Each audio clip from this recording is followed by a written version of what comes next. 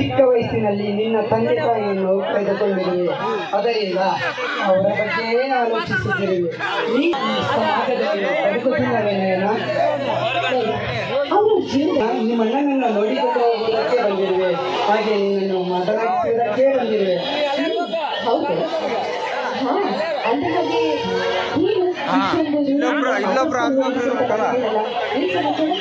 ನಮ್ಮ ಕಣ್ಣು ಸರಿಯಾಗಿದೆ ಮುಂದಿಟ್ಟ ಹಿಂದಕ್ಕೆ ಮಾತನಾಡಬೇಡ, ಏಕೆಂದರೆ ನಿನ್ನ ಹೆಜ್ಜೆಯನ್ನು ಆ ಇತಿಹಾಸವನ್ನು ಸೂಚಿಸಬಹುದು. ಅಲ್ಲವೇನೇನ?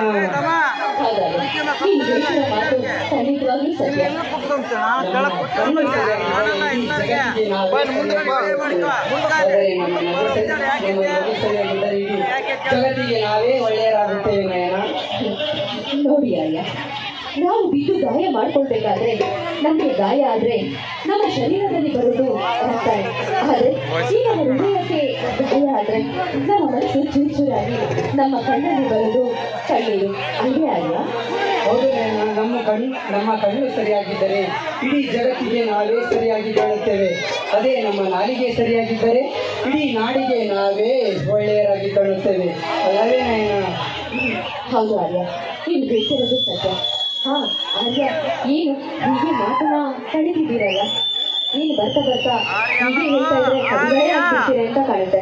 ವಿಷಯ ತುಂಬಾ ಇದೆ ನಯನ. ಆ ವಿಷಯ ಕೇಳಿದ ಮೇಲೆ ನೀನು ಬೇಜಾರಾಗಬಾರದು ಅಂದಾಗೆ ಮಾತ್ರ ನಾನು ಹೇಳಿದ್ದೇನೆ. ಇಲ್ಲ, ಖಂಡಿತವಾಗ್ಲೂ ಬೇಜಾರಾಗೋದಿಲ್ಲ. ಅದೇನು ವಿಷಯ ಎಂಬುದನ್ನ ತಿಳಿಸಿ ಹೇಳ್ಬೋದಲ್ವೇ ಆರ್ಯ? ನಯನ, ಆ ತಾಯಿ ಮರಿಯಮ್ಮನ ಮೇಲೆ ಹಾನಿ ಮಾಡಿ ಹೇಳುವೆ, ನಾನು ನಿನ್ನನ್ನು ತುಂಬಾ ಇಷ್ಟಪಟ್ಟಿರುವೆ. I love you Nayana, I love you.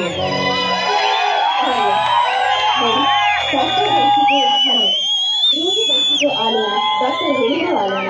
ಅಂದ್ರೆ ನಾನು ಕೂಡ ಅಷ್ಟೇ ನಿಮ್ಮನ್ನು ತುಂಬಾ ಪ್ರೀತಿಸ್ತಾ ಇದೆ. ಆದ್ರೆ ಈ ವಿಷಯ ಹೇಳೋದಕ್ಕೆ ನಾನು ಕೂಡ ತುಂಬಾನೇ ಕಾರಿಬೇಡಿ ನಯನ, ನೀನು ನನ್ನ ಕೈ ಹಿಡಿದು ಬಂದರೆ ಸಪ್ತ ಸಮುದ್ರಗಳಲ್ಲಿ ಸಾಗರಿಸಬೇಕು. ಮಲ್ಲಿಗೆ ಮಬ್ಬುಗಳೆಲ್ಲರಲ್ಲಿ ನಮ್ಮನ್ನೇ ನೋಡಬೇಕು.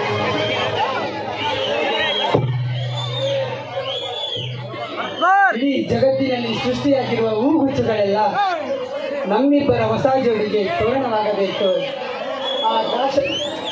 ಆಕಾಶದಲ್ಲಿ ಹಾರಾಡುವ ಹಕ್ಕಿ ಪಕ್ಷಿಗಳು ನಮ್ಮಿಬ್ಬರ ಜೋಡಿಯನ್ನು ನೋಡಿ ಸೂಪರ್ ಸೂಪರ್ ಎನ್ನಬೇಕು. ಹೌದೇ ಅಲ್ಲ, ನನಗೂ ಅಷ್ಟೇ. ನಿಮ್ಮನ್ನ ನೋಡಿದಾಗ ನಿಮ್ಮ ಪ್ರೀತಿನಲ್ಲಿ ಮುಳುಗೋಗಿದ್ದೀನಿ. ಯಾವಾಗ ನಿನ್ನ ಪ್ರೀತಿಸ್ತೀರಾ, ಯಾವಾಗ ನನ್ನ ಕೈ ಹಿಡಿದು ನನಗೆ ನೀವೇ ಪ್ರಪೋಸ್ ಮಾಡ್ತೀರಾ ಅಂತ ಆ ದಿನಕ್ಕೋಸ್ಕರನೇ ಕಾಯ್ತಾರೆ. ಐ ಲವ್ ಯು ಟು ಆರ್ಯ. ನಯನ, ಆ ನಿನ್ನ ಕೆಂಪಾದ ತುದಿಗಳಿಂದ ಈ ನನ್ನ ತುದಿಗೆ ಒಂದೇ ಒಂದು ಸಿಹಿಮು ತಂದಿದೆಯಾ? ಅದಕ್ಕೇನಂತೆ ನೀವು ಇಷ್ಟದಂತೆ ಆಗಲಿ. ಧನ್ಯವಾದ.